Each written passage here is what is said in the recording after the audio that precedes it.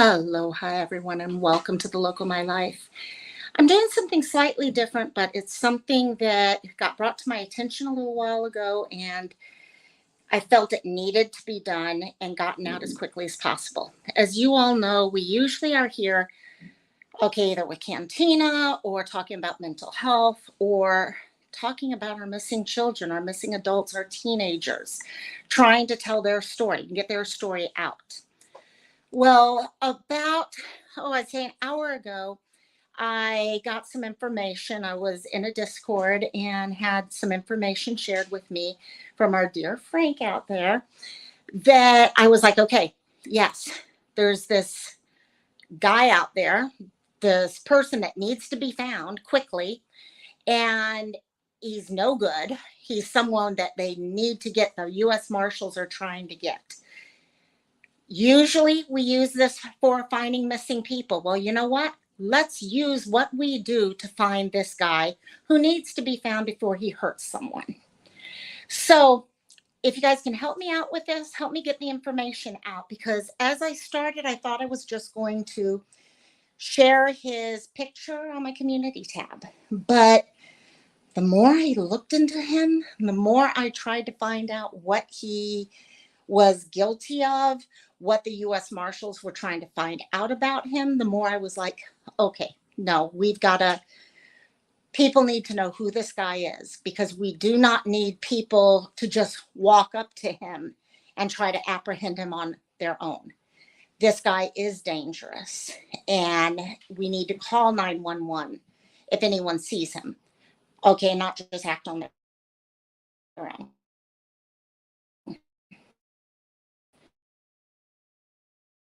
And also, I'm going to tell you guys the story of the. Sorry, I don't know if my camera just went out, but it looks like it did for a second. So hopefully I'm back now. John Patrick Barber. He has been on the run for a few days at least now. The police have been looking for him for a couple different reasons.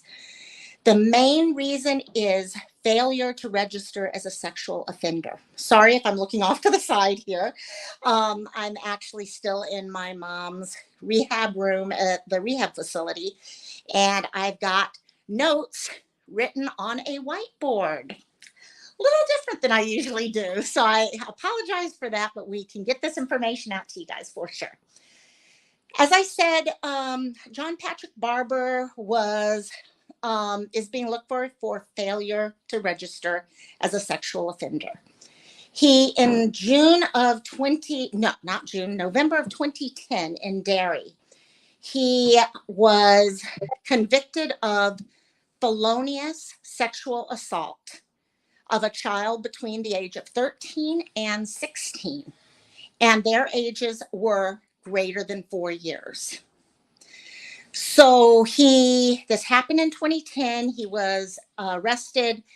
The charges came down, court, all that, 2013. So he was in jail for that.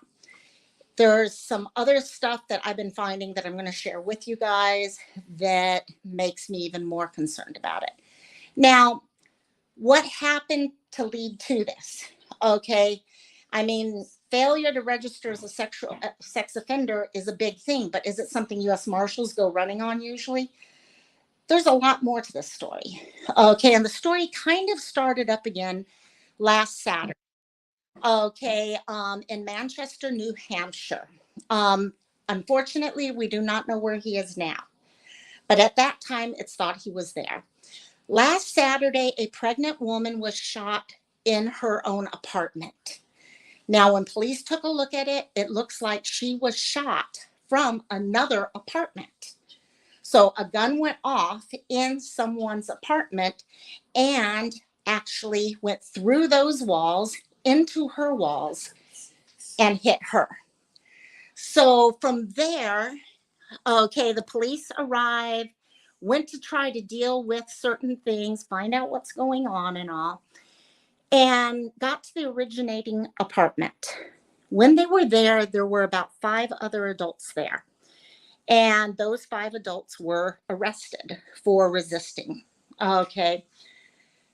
As they continued doing their investigation, they recognized that there was a woman and a man, John Patrick, Barber. Here we can see his picture in that upper corner right there. But here's a little larger one for you guys for a few seconds here. They were involved in this, it's felt. So whether it's talking to the 5 other people that were arrested or just going into the apartment or whatever, they went into the apartment, did a search of the apartment. And with that search warrant, they discovered a large amount of drugs in the apartment and multiple firearms. So we're starting to develop a story of a lot more than just failure to register as a sex offender. There could be a lot more involved in this. And the stuff being involved is extremely dangerous. Okay. So they put out this alert trying to find this person. Like I said, this happened in Manchester, New Hampshire. Okay. He was in Derry in 2010. He's been around that whole area. Yeah. So he could be anywhere right now. They're trying to find out.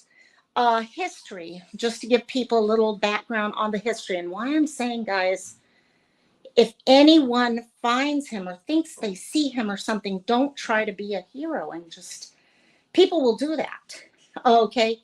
This guy could be very dangerous. And they're saying, please do not try to apprehend him yourself. Call 911. Call the police department. He does his history and of course, we have the rape and sexual assault of a minor in November of 2010. Other things we have a history of is assault and robbery liability. I'm not sure what robbery dash liability is, but robbery speaks for itself. Okay. He did violate parole at one point. Okay, so he has this history with the law. And then the other thing that I noticed, in addition to drug charges recently, and all, which is, again, we're ramping up danger. We're wrapping up the seriousness of what's involved here. But in June of 2014, while he was still in prison, he was found guilty of assaulting another inmate. And he actually had extra time put on to his sentence. So there's a lot going on with this guy. We need to find him. We have someone who has assaulted a child. Okay. I don't care. 13 to 16 is a child still. Okay. So we have that sexual assault. We have drug charges. He just may have been in an apartment with multiple firearms. So there's a bunch of things going on here. So couple things on recognizing him. Okay. He's a 30-year-old who is 5'9", and he goes anywhere between 150 to 200 pounds. As you can see, he is blonde haired, blue eyed. He does have the beard there and the mustache. So please, when you're looking at him, try to recognize other things. We don't know. Is his hair longer right now? Is it not? What if he shaves? What if he leaves the mustache but shaves off the beard? What if he shaves it all off? You can kind of look at that picture and get an idea of what he might look like slightly differently once the hair changes. The other thing that is of pretty important notice here, because it's one thing that is not easy to change, are his tattoos. He has tattoos on both forearms. We can see the B with the wheel and all that there. And then the other side, the heart, but most easiest to see, because if he wears long sleeves, he can cover those top two easily. But that wrist is going to be harder to cover. If someone's at a store and he goes and pulls money out or something like that, think about how often the inside of our wrist shows and we forget about it because it's just there. So someone with that type of tattoo, in this case, it says the word Aiden on it. Those are the things we should be looking out for, that we should be sharing, that if you guys could please help me and hit Instagram, hit Twitter, Let's help the U.S. Marshals get this guy arrested before he potentially hurts someone else. We don't know. We don't know. Would he hurt someone or not? But you know what? He did not register. Okay, I know registering comes along with a lot of other things, but you know what? Someone who's going to take that step, they're hiding stuff to begin with. Okay, and we've heard so many stories. We hear it daily about what happens to our children, what happens to our teenagers. Okay, and we need to protect them. That's the reason why we have the sex offender registries. They're there to protect our children. Okay, when a person does something like he did, he's put on that registry for a reason. And when you don't go and register, you're already showing that, you know what? Can we depend on you to be doing the best thing? Then on top of that, you're in a house potentially with large amounts of drugs, firearms. Something's going on here. We need to get him. So if anyone, please help us get this information out. Okay, if you have any of the information, it's all going to be on my community page. You guys can download it, share it out, do everything you guys need. Share this video out. Do not, again, I can't say this enough. If no one should, and this goes for everything, don't try to apprehend people on your own. It's just, the police are here to do that. Call 911. In this case, 911 or 603-225-1632. Let the proper officials take care of these things.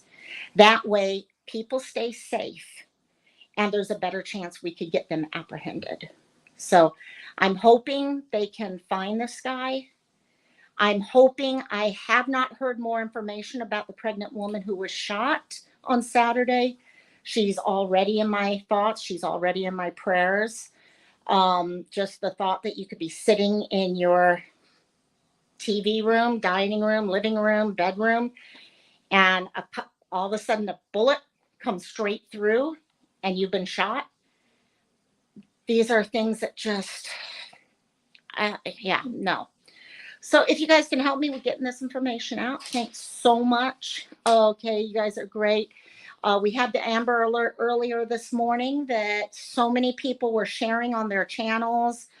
I got to finally getting the posters up, and literally as I was getting ready, I had just written all the notes on this one whiteboard here, and I went to go look for any updates, and they had just posted that she had been found. So I was so happy, because that's what Amber Alerts do. They get the word out to the public. And it gets hard for a person to be missing when that happens. Yes, some do remain missing, but Amber Alerts work. Letting people know when there's someone out there that needs to be found and getting their face out, telling their story does work. So if you guys can help us with that, thank you guys so much. I hope you guys have an awesome rest of your day, and I'll talk to you next time. Aloha and mahalo.